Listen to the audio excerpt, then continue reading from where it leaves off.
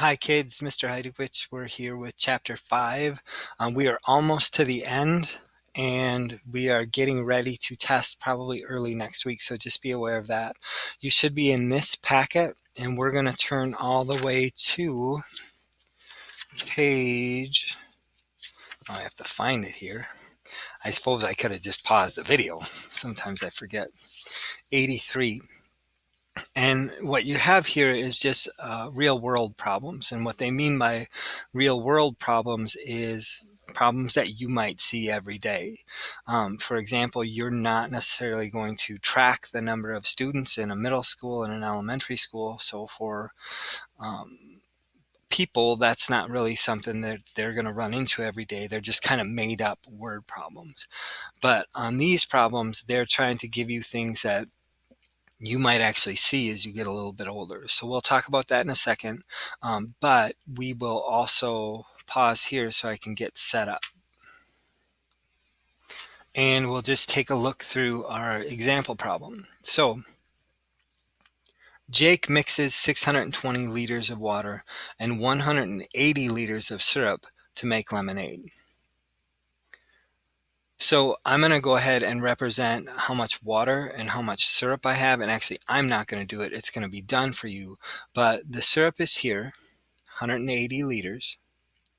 And so I'm going to cross that one off. And the 620 liters of water is represented here. Okay, so I have those two bars. He adds another 145 liters of water to the mixture. That I show right here. Okay, so original water he added compared to how much syrup he has. How much more water than syrup does he use for the lemonade? So the first thing that they're telling you have to figure out based on your model is you have to add this 620 liters plus this 145 liters to figure out how much total water he has. So my problem takes place in two parts, and my bar is set up in this way so that I can do part A first. 620 plus 145 is 675. And again, I'm going to tell you, no matter what, I will always write these off to the side, because I know that if I don't, even as a teacher, having done this for 11 years and being 44 years old, I will still make mistakes sometimes. So I always just double check on purpose to make sure my answers and my addition is correct. And I did come up with 765. And you can see here, they wrote it in the form of a sentence, because we've talked about the fact that in 4th or 5th grade, if you don't do this, sometimes they'll take a half a point off because they're particular and picky about how you answer the questions. And if you just write 765, that is not going to be sufficient. So you will lose a little bit of credit for that. So just make sure you always write your answer in the form of a sentence for word problems, or for, especially for bar models, but for word problems in general. That way you don't lose these little bits of points, because that can take you from an M to a P, or from an E to an M.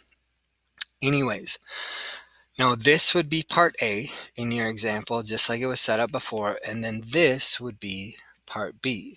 Okay, so I already figured out how much water he has, and I had to do that in order to figure out how much more water than syrup he has.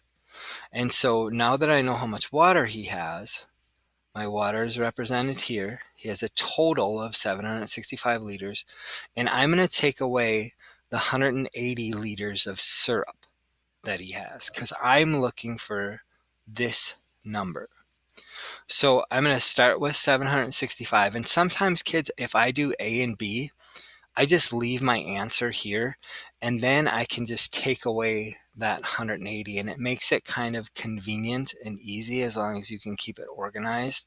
Then you don't have to rewrite some extra stuff, because I know we like to do things fast, and I also know we deliberately have to slow down sometimes. But I'm going to go ahead and do my calculation. 5 minus 0 is 0. I'm going to regroup here. 16 minus 8 is 8.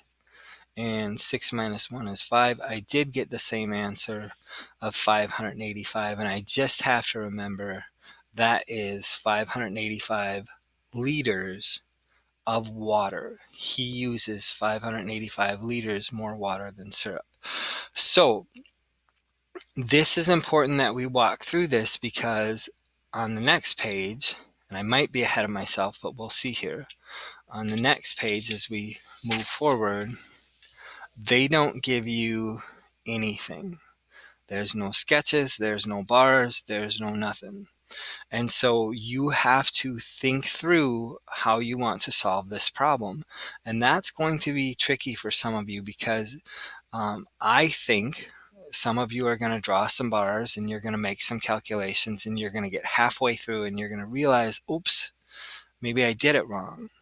And then you're going to want to stop.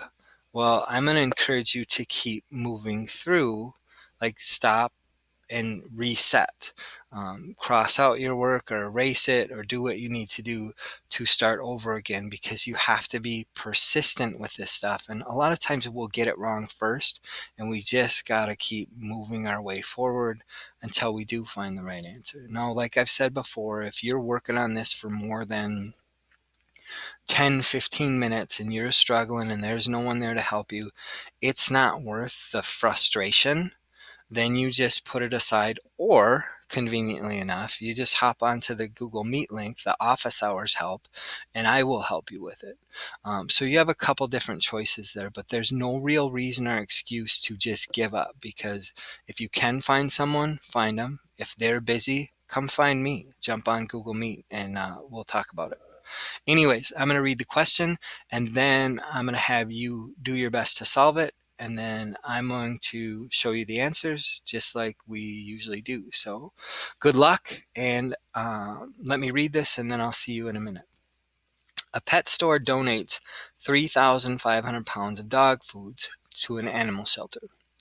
A farm donates 2,500 pounds of dog food at first.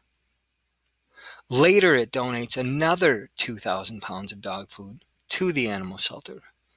How many more pounds of dog food does the farm donate than the pet store?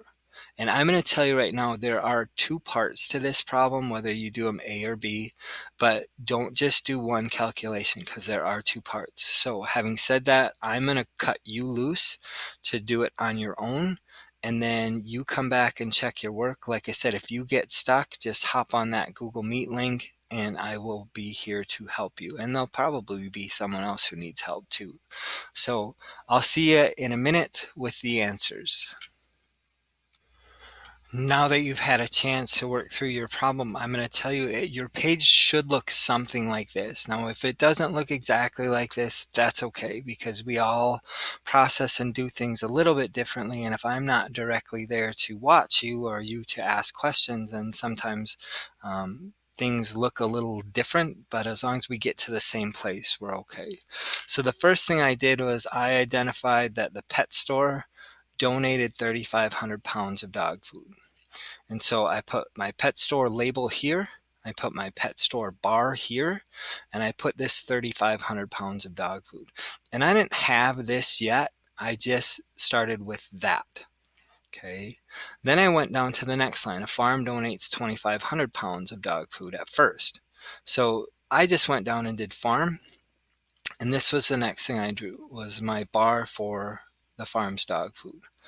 But later it donated 2,000 more pounds of dog food. So I just extended, I put another box here because this is my total. And I just added a 2,000 pounds of dog food bar. So this was my first bar. And then I added this one. And I had to make a quick calculation here because I had to figure out how much total dog food the farm donated. So I did my addition here and I found my sum. And then I wrote my answer in. Now, this was the first part of the problem. If you didn't do this part, then you couldn't do the second part. Okay, so A and B usually work like that. If you don't do part one, you're not going to get the correct answer for part two.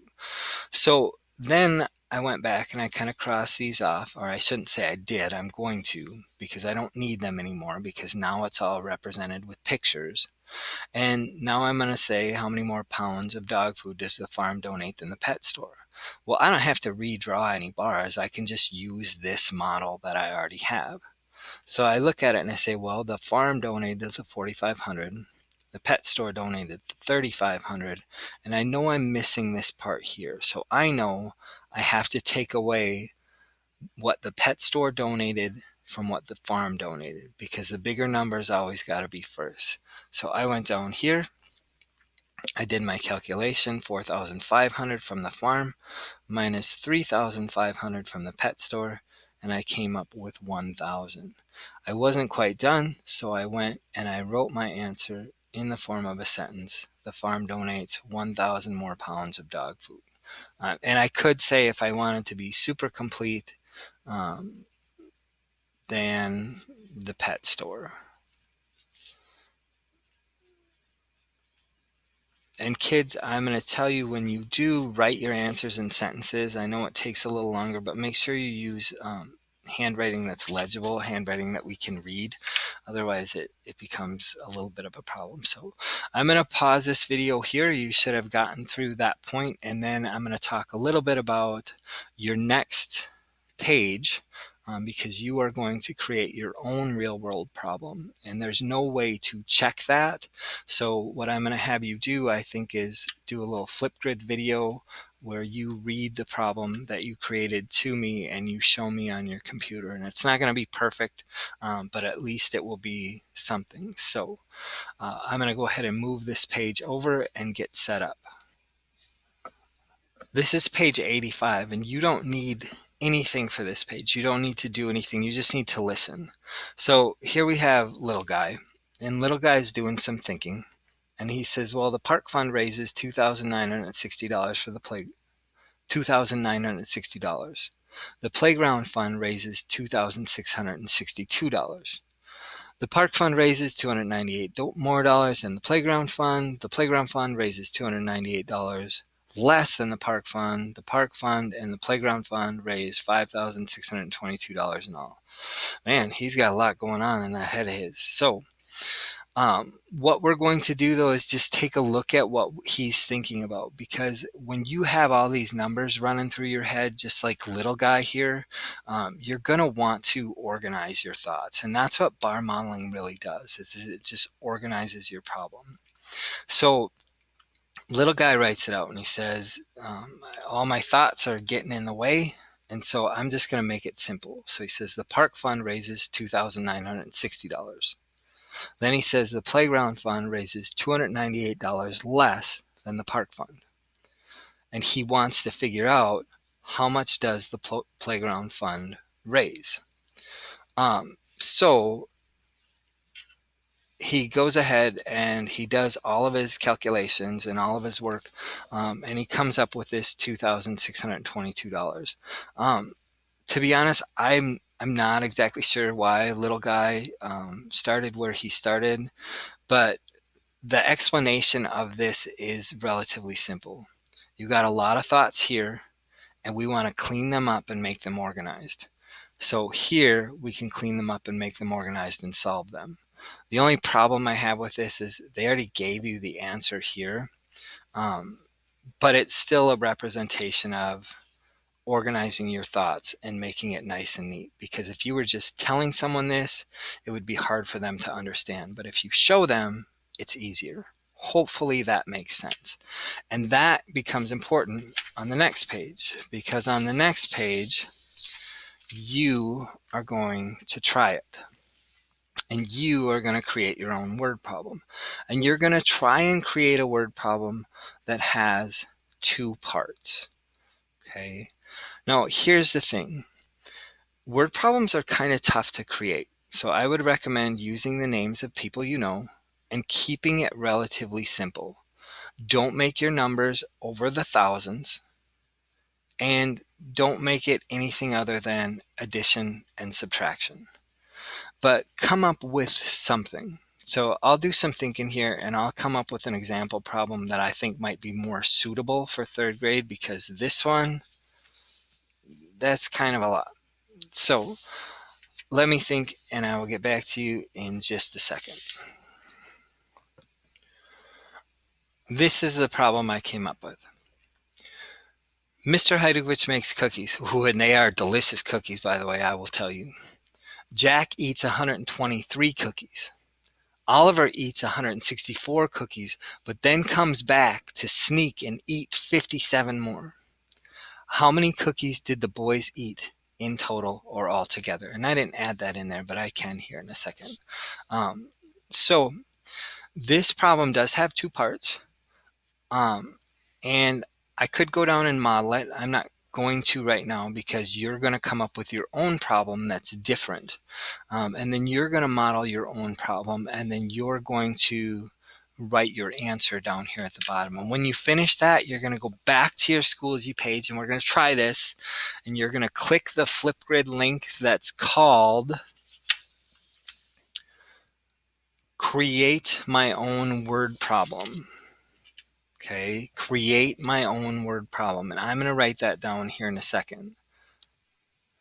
So you're going to go to your Schoology page, you're going to go to Maui, and you're going to click on this link that says create your own word problem. That's going to bring you to a FlipGrid where you are going to present your word problem to me. This is important. I don't want you watching other people's videos right now. And the reason for that is people are still getting comfortable at home and doing these things. And some of you may be a little bit shy or reserved. So please don't watch anyone else's. These are only for me. And then I will take a look at them. So the steps to this would be 1, create your word problem. 2, draw your model for it. 3, write your answer, and then last, go do your FlipGrid. So hopefully those are enough directions for you. I'm sorry this got a little long, but that's what I want you to do today because I want to see what you're doing and how well you create this. All right, kids, good luck, and I look forward to seeing your videos. Thanks. Bye.